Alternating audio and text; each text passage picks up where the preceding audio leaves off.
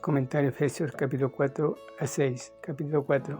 Ahora empezamos la segunda mitad de la carta, la cual hace hincapié en el andar del cristiano. A la vida cristiana se la compara con una caminata, porque empieza con un paso de fe. Involucra progreso y exige equilibrio y fuerza. Si no aprendemos a andar, nunca seremos capaces de correr. Hebreos capítulo 12, versículo 1 y 2. Y de estar firmes en la batalla. Efesios capítulo 6, versículo 11. Andar en unidad. Versículos 1 al 16. Hemos sido llamados a un cuerpo.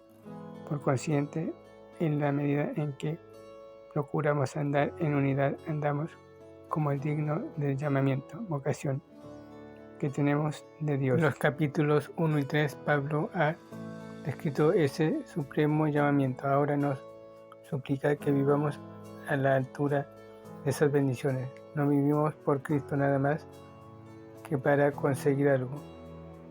Vivimos por Cristo porque Él ya ha hecho mucho por nosotros. Nótese que Pablo no nos dice que fabriquemos la unidad, sino que mantengamos la unidad que ya existe en el cuerpo. Esta no es uniformidad denominacional, ni una superiglesia, es una unión de unidad orgánica viva. La iglesia. Juan capítulo 17, versículo 20 al 23. Las bases para esta unidad se mencionan en los versículos 4 al 6.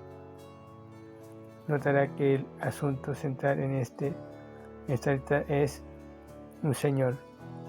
El hecho de que hay un cuerpo no minimiza la importancia de los cuerpos locales de creyentes. Notará que Pablo habla aquí de las verdades espirituales que se relacionan con el programa completo de Dios. Cuando leemos sus otras escrituras, tales como Corintios y las cartas a Timoteo y a Tito, vemos los resultados prácticos de estas verdades. El principal énfasis del Nuevo Testamento es sobre la iglesia local, pero la administración de la misma se debe basar en lo que Pablo enseña respecto a un cuerpo.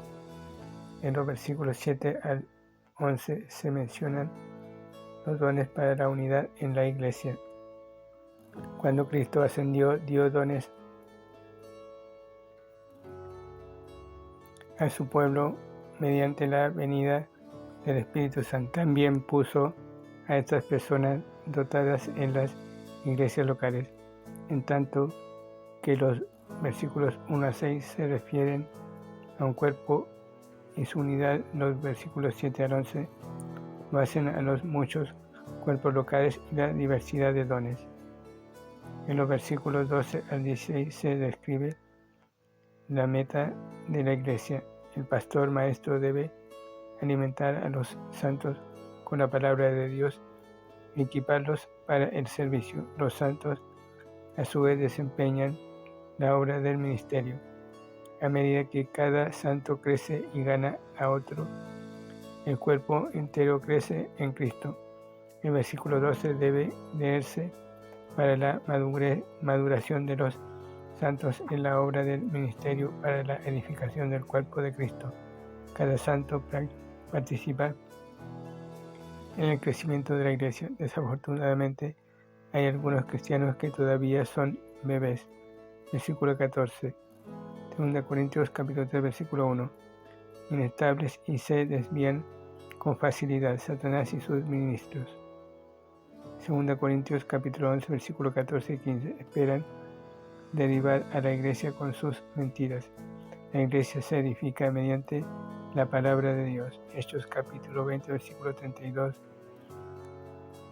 No se edifican y fortalecen mediante programas de hombres, ni por entretenimientos, diversión, recreación o empujes. La iglesia es un cuerpo y debe tener alimento espiritual. Este alimento es la palabra de Dios. Cuando el cuerpo esté completo, Cristo volverá y llevará a su cuerpo, el cual Él es la cabeza, a su hogar en gloria. Andar en pureza. Versículos 17 al 32. La primera parte de este capítulo describe la relación del creyente con la Iglesia. Ahora Pablo analiza la relación del creyente con el mundo. Ciertamente estamos en Cristo y somos una parte del cuerpo, pero también estamos en el mundo, donde hay tentación y contaminación.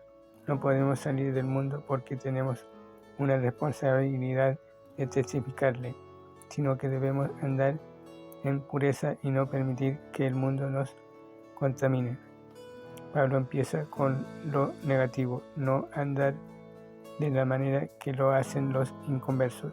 Explica las razones por las cuales andan en impiedad. 1. Su entendimiento está entenebrecido debido a que creen en mentiras y no han recibido la verdad. 2. Están muertos espiritualmente. 3. Se han entregado a cometer toda clase de pecados. Compare esta descripción con capítulo 2, versículo 1 al 3 y 2 Corintios capítulo 4. Pudiéramos resumir su condición diciendo que andaban de la manera errada debido a que no conocían la verdad y nunca habían recibido la vida. Solo el Cristo de Juan capítulo 14, versículo 6 podía satisfacer sus necesidades espirituales. La vida cristiana debe ser radicalmente diferente de la vida vieja. Pablo esperaba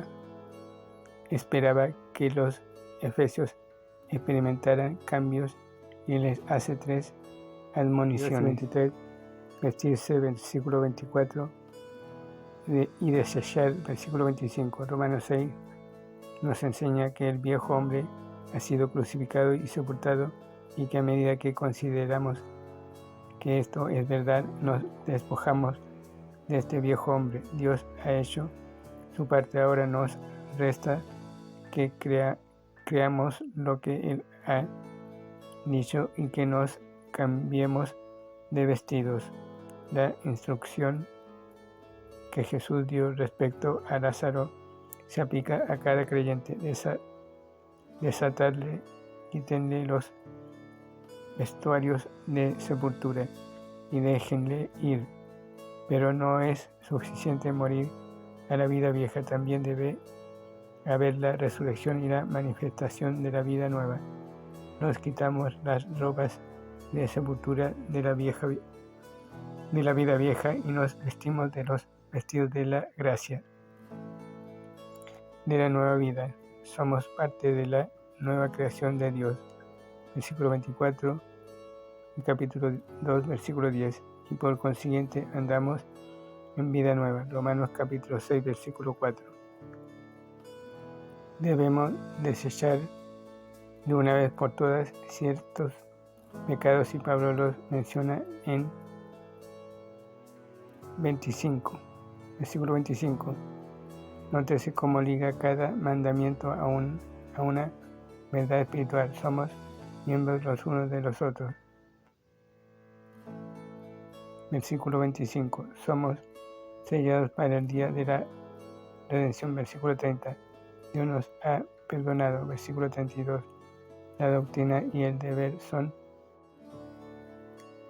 bendiciones gemelas en la Biblia, tanto la riqueza del creyente como su andar en Cristo. Si pertenecemos a la verdad, ¿cómo podemos darnos a las mentiras? Satanás es el padre de toda mentira. Sus espíritus hablan mentiras. Un día todo el mundo creerá en la mentira. 2 Tesalonicenses capítulo 2, versículo 9 al 11. Hay una ira que no es pecado. Capítulo 3, versículo 5. Si nos encolerizamos contra las personas, hay lugar para el pecado. Si nos enojamos contra el pecado y los principios pecaminosos, podemos mantener un andar santo. Qué fácil es que los cristianos llamen indignación santa a sus arranques de cólera. La ira del hombre nunca produce la rectitud o justicia de Dios.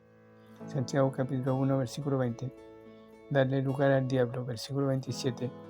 Incluye tanto el mentir como la cólera, porque Satanás es mentiroso y homicida. Nos damos cuenta de que las mentiras, la hipocresía y la cólera le dan a Satanás una entrada en nuestras vidas. Las mentiras y la cólera de Caín le llevó al homicidio. Génesis capítulo 4.